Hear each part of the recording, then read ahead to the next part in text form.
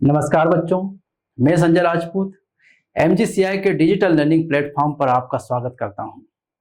तो आज हम इस वीडियो में आपके लिए लेकर आए हैं आईसीआर प्रीवियस ईयर एग्जाम के पेपर की ट्रेंड एनालिसिस, वो भी किस सब्जेक्ट की? बायोलॉजी की। तो बायोलॉजी के ट्रेंड एनालिसिस आज हम स्टडी करने वाले हैं। क्या है ट्रेंड एनालिसिस, इसको हम समझ लेते हैं पहले। ट्रेंड एनालिसिस का मतलब है किस यूनिट से, किस चैप्टर से कितने कितने क्वेश्चंस पिछले 1-2 वर्ष के अंदर आए हैं, 1-2 सालों के अंदर आए हैं आईसीआर एग्जाम में। और आईसीआर एग्जाम को कंडक्ट कराता है एनटीए, और एनटीए ने अपना पूरा का पूरा पैटर्न अब किस पर बेस्ड कर दिया है? नीट एग्जाम पर बेस्ड कर दिया है। उसमें अलग अलग तरह के match the column, choose the correct option, choose the correct statement, assertion reason statements, इस तरह के क्वेश्चंस वो आज के टाइम पर पूछ रहा है। तो वो किस किस तरह के क्वेश्चंस पूछेगा, उन क्वेश्चंस को भी हमने यहाँ डालकर आपको समझाया है। साथ ही साथ किस चैप्टर से कितने क्वेश्चंस आए हैं, किस यूनिट से कितने क्वेश्चंस आए हैं, इसको भी हम साथ के साथ यहाँ ट्रेंड एनालिसिस में एक्सप्लेन करेंगे, समझेंगे। यहाँ पर यह जो है ट्रेंड एनालिसिस आपके लिए बहुत ही ज्यादा कारगर होने वाली है, जो कि अब आईसीआर जो एग्जाम होने वाली है उस एग्जाम की प्लानिंग में, तो उस एग्जाम की प्लानिंग में कारगर सिद्ध होने वाला है ट्रेंड एनालिसिस, जो अभी हम यहाँ देखने वाले हैं। तो इस ट्रेंड एनालिसिस को चलो हम समझते हैं। बायोलॉजी में किस तरह से क्वेश्चंस आए हैं, किस यूनिट से कितने क्वेश्चंस आए हैं, किस यूनिट को कितना इंपॉर्टेंस देना है। हो सकता है मान लो हम एक यूनिट पर पूरा फोकस लगा रहे हैं, पूरी जान झोंक रहे हैं, और पता चला उससे क्वेश्चन गिनती के 2-4 क्वेश्चन आए हैं। और एक यूनिट जो कि बहुत इंपॉर्टेंट है एग्जाम पॉइंट ऑफ व्यू से, कई सारे क्वेश्चंस उसमें पूछे गए हैं विगत पर वर्षों में, लेकिन हमने उस पर ज्यादा फोकस किया ही नहीं, क्योंकि वो हमारी फेवरेट नहीं थी। तो हमारा फेवरेट होने से कुछ नहीं है। आज के टाइम पर आईसीआर जो एग्जाम ले रहा है, उस आईसीआर एग्जाम में किस यूनिट से पेपर्स और क्वेश्चन ज्यादा आ रहे हैं, बस उसी को यहाँ एनालिसिस करेंगे। तो चलो देखते हैं इस ट्रेंड एनालिसिस को बायोलॉजी में। इस वीडियो में मेरे साथ अंत तक बने रहे, ताकि आप पूरे सारे जितनी भी यूनिट्स है बायोलॉजी की, उनका ट्रेंड एनालिसिस समझ सकें। सबसे पहले हम चल रहे हैं, हमारा फर्स्ट यूनिट है the living world. Living world से कोई खास ज्यादा क्वेश्चंस नहीं आए हैं। देखो यहाँ पर अगर हम देखते हैं तो ओनली यहाँ पर 5 क्वेश्चंस आए हैं, टोटल मिला के 5 क्वेश्चंस आए हैं यहाँ पर। तो इस लिविंग वर्ल्ड से ज्यादा क्वेश्चंस नहीं आए, क्योंकि यहाँ केवल जनरल इंट्रोडक्शन है, nature and scope of biology and origin of life and its maintenance. जैसे origin and life, origin of life and mutation एक लास्ट यूनिट है जहां बहुत क्वेश्चंस पूछे हैं आईसीआर ने, हम उसको डिस्कस करेंगे। लेकिन यहाँ एक इंट्रोडक्टरी पार्ट है, इसलिए इससे ज्यादा कोई खास क्वेश्चंस नहीं पूछे हैं। देखो यहाँ पर मात्र 5 क्वेश्चंस पूछे हैं, तो इस यूनिट पे ज्यादा कोई फोकस करने की आवश्यकता आपको नहीं है, क्योंकि यहाँ पर ज्यादा क्वेश्चंस भी नहीं है और ये बहुत सिंपल सी यूनिट है। आप पूरा बायोलॉजी पढ़ लेते हो तो यहाँ कोई समस्या आने वाली नहीं है। हमने यहाँ पर जो पेपर्स बताए हैं, जैसे यहाँ पर 2021 में एबीसी ग्रुप में जो क्वेश्चंस पूछे हैं, साथ ही साथ मैंने यहाँ पर 2020 के सारे पेपर्स हैं, जिसमें ABC morning shift, ABC afternoon shift, PCB afternoon shift और पीसीबी मॉर्निंग शिफ्ट के बारे में पेपर्स को आपको यहाँ ट्रेंड एनालिसिस समझा रहा हूँ मैं आपको। लास्ट 2 ईयर के पेपर हम डिस्कस कर रहे हैं यहाँ पर, क्योंकि लास्ट 2 ईयर से ही एनटीए एग्जाम कंडक्ट करवा रहा है आईसीआर की, और उसी ने पैटर्न चेंज किया है डिफरेंट टाइप्स ऑफ क्वेश्चन से। तो चलो अब अगली यूनिट की तरफ चल रहे हैं। अगली यूनिट है unit of life. Unit of life मतलब सेल की बात चल रही है सीधी सीधी यहाँ पर। यूनिट ऑफ लाइफ से नंबर ऑफ क्वेश्चन जो पूछे गए हैं वो कितने पूछे गए हैं? 16। अच्छा खासा क्वेश्चंस पूछे हैं, क्योंकि चैप्टर्स के अगर नंबर देखें तो केवल 3 चैप्टर्स हैं यहाँ पर। Cell as a unit of life, cell division, biomolecules and enzymes. तो केवल 3 चैप्टर्स से नंबर ऑफ क्वेश्चन 16 पूछे हैं। इसका मतलब ये यूनिट भी हमारे लिए क्या है? इंपॉर्टेंट यूनिट है। और अगर समझें तो यहाँ सेल से 6 क्वेश्चन, सेल डिवीजन से 4 और बायोमोलिक्यूल्स से 6 क्वेश्चंस पूछे गए हैं। तो ये हमारे एग्जाम पॉइंट ऑफ व्यू से एक अच्छा खासा वेटेज रखती है। कौन सी यूनिट्स? यूनिट ऑफ लाइफ या सेल वाला पोर्शन। आगे देखें, अब हम क्वेश्चन समझने जा रहे हैं। यहाँ पर एक मैंने यहाँ पैटर्न डाला है आपके लिए, आईसीआर के लिए किस तरह के पैटर्न पूछ रही है। देखो यहाँ के क्वेश्चंस में arrange the steps of cell division in the correct order. Cell division का सीक्वेंस मतलब सीक्वेंसिंग पूछी है उसने। देखो यहाँ पर टर्म दिए अपने पास cytokinesis, metaphase, anaphase, telophase and prophase, और उनका सीक्वेंस के अकॉर्डिंग करेक्ट ऑप्शन चूज करना। और बहुत इजी क्वेश्चन है। हम जानते हैं सेल डिवीजन में first step prophase, then metaphase, then anaphase, then telophase and last cytokinesis. मतलब हमारा जो है यहाँ पर स्टेप्स को हम इसमें चेक कर लें, ई पहले पे आएगी तो ई सब में पहला है, इन दोनों में पहला नहीं है, मतलब इन दोनों में से ऑप्शन सही होगा। और आखिरी को चेक कर लो, यहाँ सीधा यहाँ ए है और यहाँ डी है। हमारा लास्ट क्या आ रहा है, आखिरी स्टेप 5 वाली ए है और यहाँ भी ए है, मतलब हमारा करेक्ट ऑप्शन क्या है, सी। कि सर आपने बाकी के ऑप्शन क्यों चेक नहीं करे? आपके पास टाइम बहुत कम होगा। एग्जाम जो आईसीआर कंडक्ट करा रहा है उसमें पेपर बहुत लेंथी आ रहा है। लेंथी पेपर इसीलिए क्योंकि ये सारे सीक्वेंसिंग, मैच द कॉलम, इनको करने में आपका टाइम बहुत कंज्यूम होने वाला है। इसलिए पेपर को आपको इजी वे में एक्सप्लेन करना है, इजी वे से शॉर्ट ट्रिक का प्रयोग करके ही आपको पेपर सोल्व करना है। और वही मैं समझा रहा हूं कि ज्यादा आप उसमें सारे ऑप्शन चेक नहीं करना है, जहां से आपका आंसर मिल जाए, मैच कर जाए, वहीं से टिक लगा के आगे बढ़ जाना है। आपको इतना समय नहीं है आपका, यहाँ पर आपको ज्यादा रिसर्च करने की आवश्यकता नहीं है। तो हमारा आंसर क्या आया है, सी। चलो आगे चले हम। अगली हमारी यूनिट है डाइवर्सिटी ऑफ लाइफ। और डाइवर्सिटी ऑफ लाइफ से नंबर ऑफ क्वेश्चन कितने हैं, 27। अरे ये तो हाईएस्ट चल रहा है। नंबर ऑफ क्वेश्चंस कितने हैं, 27। क्लासिफिकेशन है ये डाइवर्सिटी ऑफ लाइफ में। देखो चैप्टर्स के नाम पर 3 चैप्टर्स और उन 3 चैप्टर्स में नंबर ऑफ क्वेश्चंस पूछे गए हैं 27। मतलब वेरी वेरी इंपॉर्टेंट, बहुत ज्यादा और ज्यादा इंपॉर्टेंट यूनिट है हमारी diversity of life ICR exam point of view से। समझो यहाँ पर बायोलॉजिकल क्लासिफिकेशन से नंबर ऑफ क्वेश्चन कितना आए हैं, 10। सिंपल, इसमें बैक्टीरिया का इंट्रोडक्शन, वायरस, सब ये बायोलॉजिकल क्लासिफिकेशन का पार्ट है। नेक्स्ट अगर देखें तो plant kingdom, number of question 5 कम आए हैं। प्लांट किंगडम से थोड़े क्वेश्चंस क्या आए हैं, कम। लेकिन अगली यूनिट है animal kingdom, number of questions कितने हैं, हाईएस्ट 12। एनिमल क्लासिफिकेशन हम भी उसी में रखे हैं, एनिमल क्लासिफिकेशन में, और 12 नंबर ऑफ क्वेश्चंस इससे पूछे गए हैं। इसका मतलब यूनिट भी इंपॉर्टेंट और ये वाली जो हमारा चैप्टर है एनिमल क्लासिफिकेशन, ये भी क्या है, बहुत important ICR exam point of view से। चलो आगे अगर हम चले, अगली यूनिट है ऑर्गेनिज्म एंड एनवायरनमेंट। देखो यहाँ पर भी नंबर ऑफ क्वेश्चंस 27 है, ये भी बहुत पूछे हैं। थोड़ा सा चैप्टर बढ़ गया है यहाँ पर इससे पहले वाली यूनिट के कंपैरिजन में, पर यहाँ पर पूछा है organism and population, number of question 7। लेकिन इसमें भी बहुत ही ज्यादा इंपॉर्टेंट है, यहाँ पर पार्ट है इकोसिस्टम। नंबर ऑफ क्वेश्चंस कितने हैं, 13। ये तो एनिमल क्लासिफिकेशन से भी ज्यादा हुआ, क्वेश्चन ऑफ नंबर कितने हो गए हैं, 13 क्वेश्चंस यहाँ पूछे हैं इकोसिस्टम से। नेक्स्ट है biodiversity, 4 questions. Environmental issues 3 questions. इस तरह से यहाँ पर सबसे ज्यादा important organism and environment unit में क्या लगा हमको, इकोसिस्टम, जहां से बहुत क्वेश्चंस पूछ रहा है। तो हमको स्टैंड एनालिसिस से ये मालूम पड़ा कि किस चैप्टर को इंपॉर्टेंस ज्यादा देना है। मैंने यूनिट भी बताई है और साथ में चैप्टर भी बताया कि किस चैप्टर पे आपका फोकस ज्यादा रखना है, किस हिसाब से आपको अगले आईसीआर एग्जाम की प्लानिंग करनी, जो भी एग्जाम होने वाली है आपकी। चलो नेक्स्ट है हमारा मल्टीसेलुलरिटी ऑफ प्लांट लाइफ। इससे नंबर ऑफ क्वेश्चन कितने हैं, 31। पर ये 31 पे मत जाना, क्योंकि यहाँ पर नंबर ऑफ चैप्टर्स बहुत सारे हैं, इसलिए उनसे ज्यादा वेटेज नहीं रखेगी जो आगे हमने इससे पहले पढ़े हैं, हमने देखे हैं इससे पहले। तो reproduction in flowering plant 4 questions, transport in plant 3 questions, mineral nutrition 2 question, photosynthesis 2 question. लेकिन रेस्पिरेशन से उन्होंने नंबर ऑफ क्वेश्चंस पूछे हैं 8। मतलब प्लांट्स का रेस्पिरेशन बहुत ही इंपॉर्टेंट है यहाँ पर। हमको तो उस पर ज्यादा जाना है जो ज्यादा वेटेज रख रहा है हमारे लिए लास्ट 2 ईयर के ट्रेंड्स में, तो रेस्पिरेशन ज्यादा रख रहा है यहाँ पर। नेक्स्ट है plant growth 3 questions. Morphology of flowering plant से क्वेश्चन 4 और एनाटॉमी ऑफ फ्लावरिंग प्लांट से क्वेश्चन नंबर कितने हैं, 5।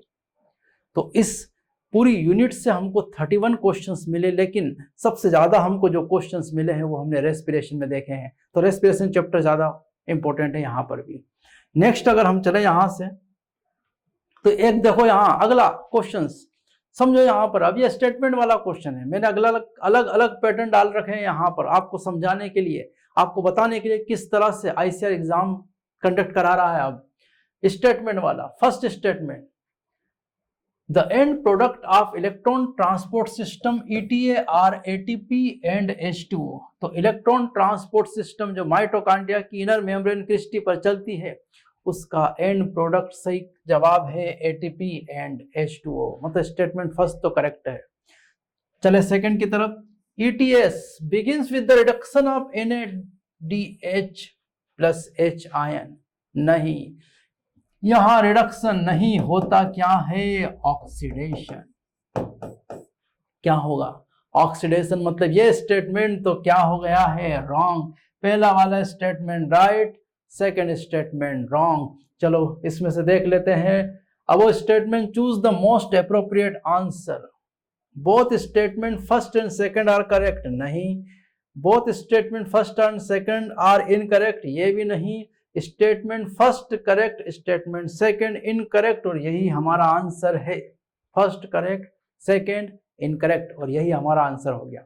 तो देखो बच्चों, किस तरह से आईसीआर आपसे क्वेश्चंस पूछ रहा है।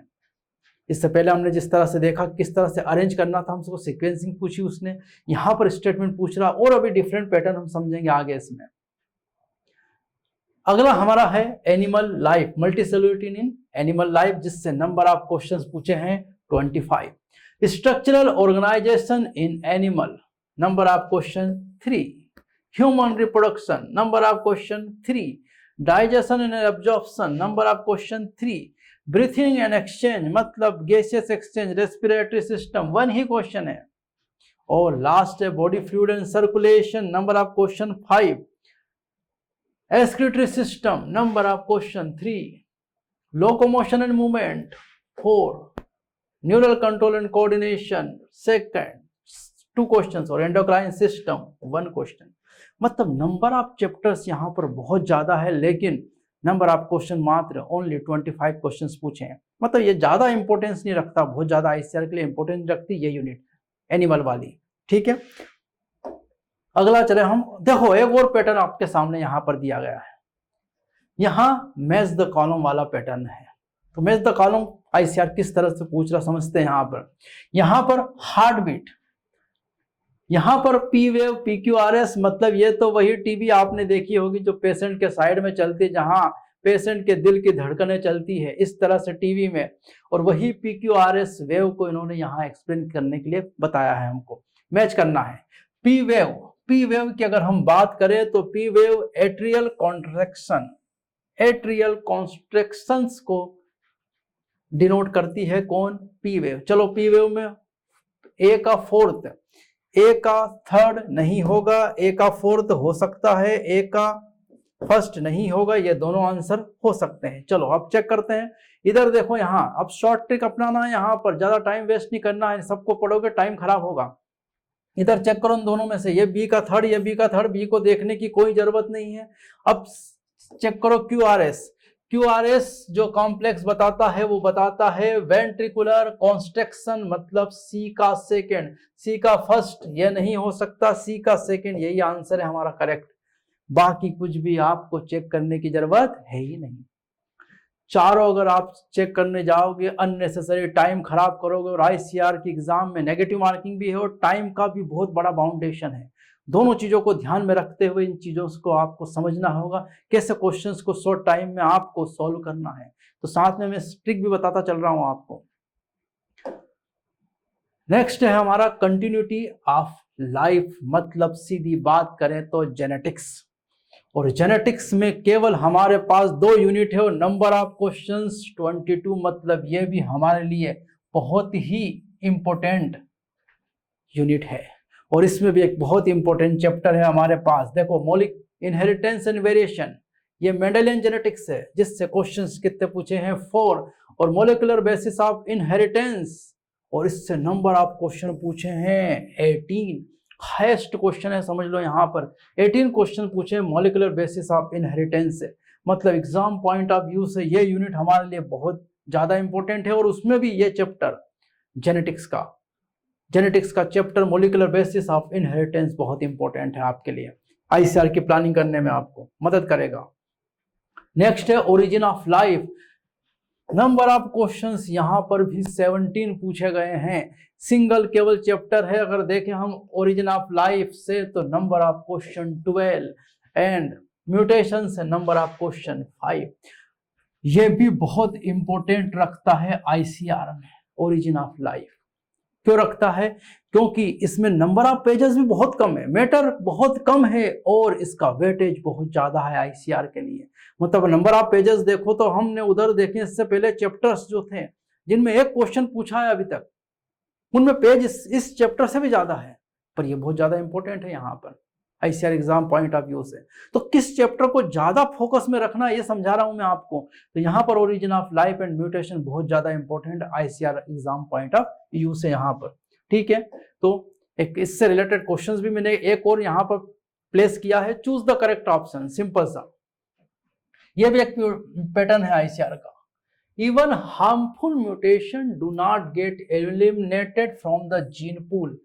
पॉपुलेशन या जीन पूल से हार्मफुल म्यूटेशन एलिमिनेट नहीं होते, निकलते नहीं बाहर। क्या मतलब इसका? क्यों नहीं निकल पाते वो? जेनेटिक ड्रिफ्ट है? नहीं। Higher frequency due to dominant nature? नहीं।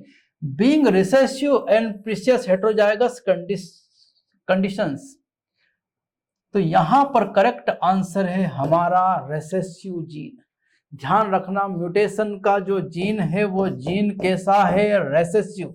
जैसे यहाँ पर स्मॉल टी ड्वार्फनेस का जीन क्या है? रेसेसिव।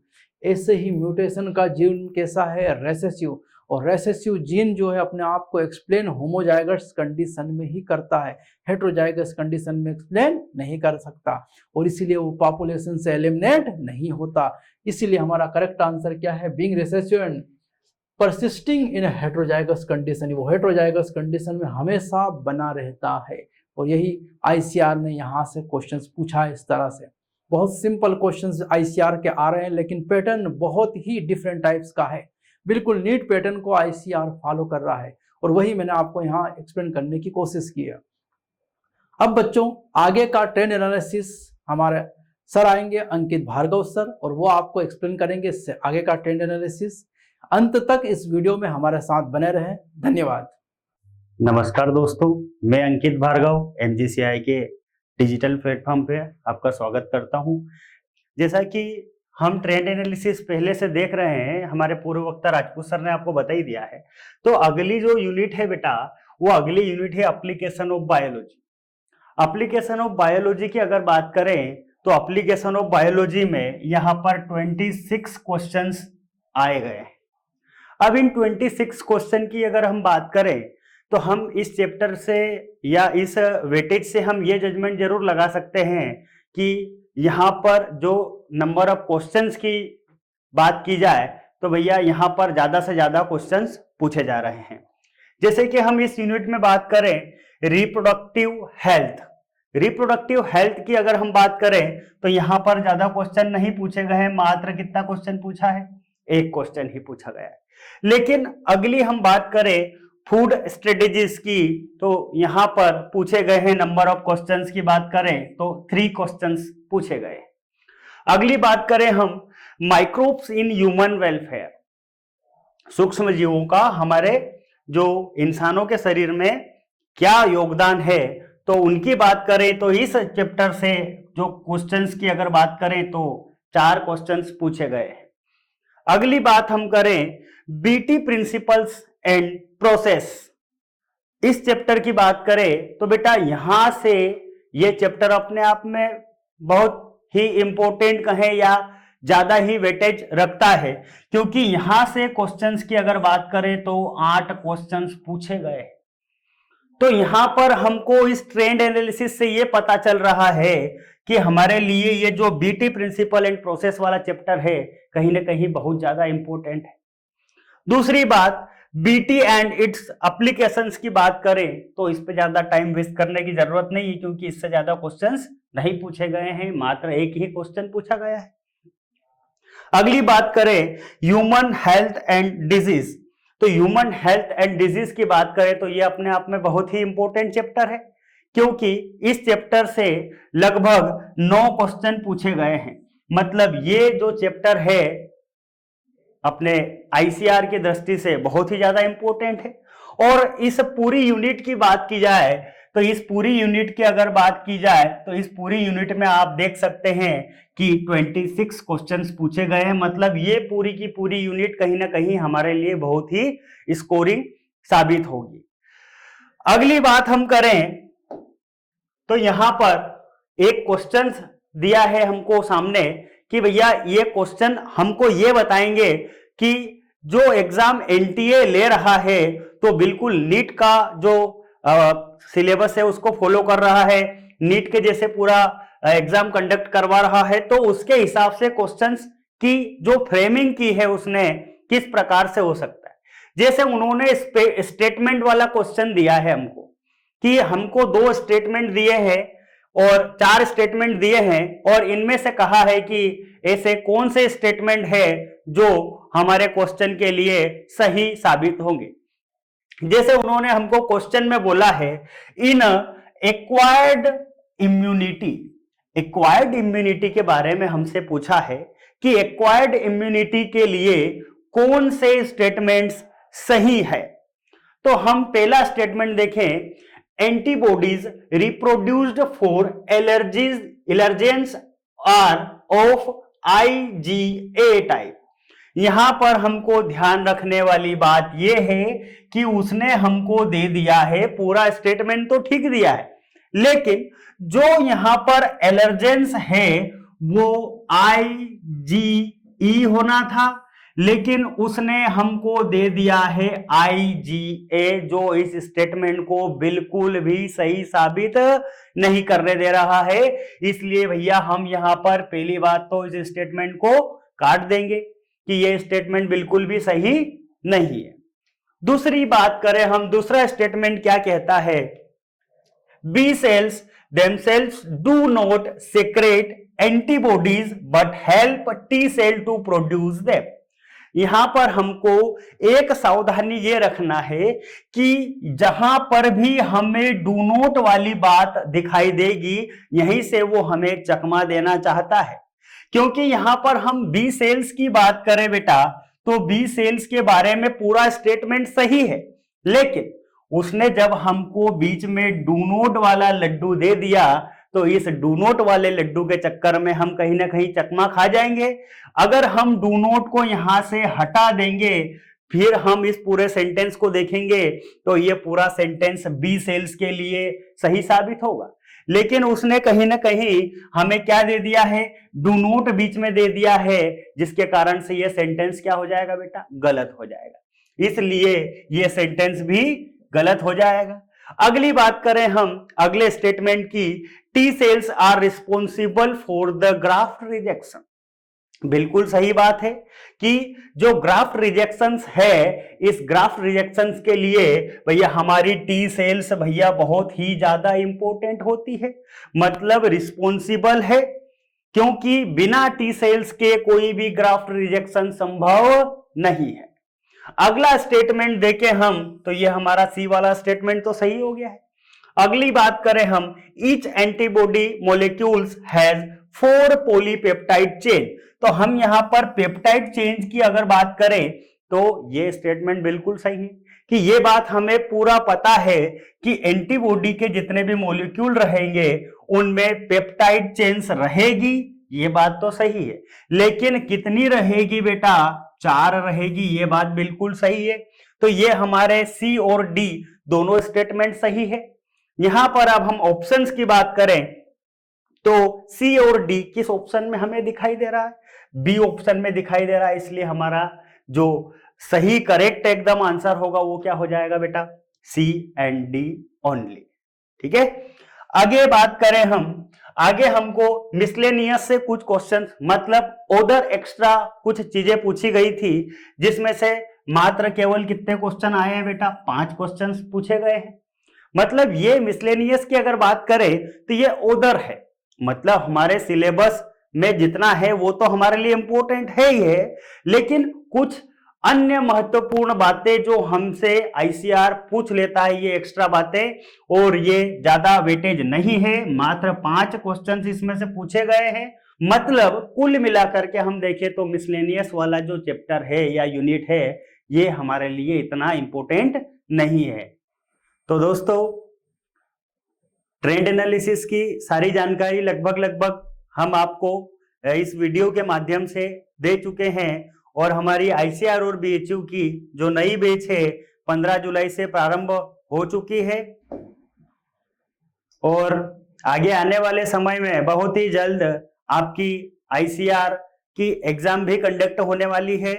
तो मैं अंकित भार्गव एमजीसीआई परिवार की ओर से आपको आपके एग्जाम्स के लिए बहुत बहुत शुभकामनाएं देता हूं। आपका दिन शुभ हो।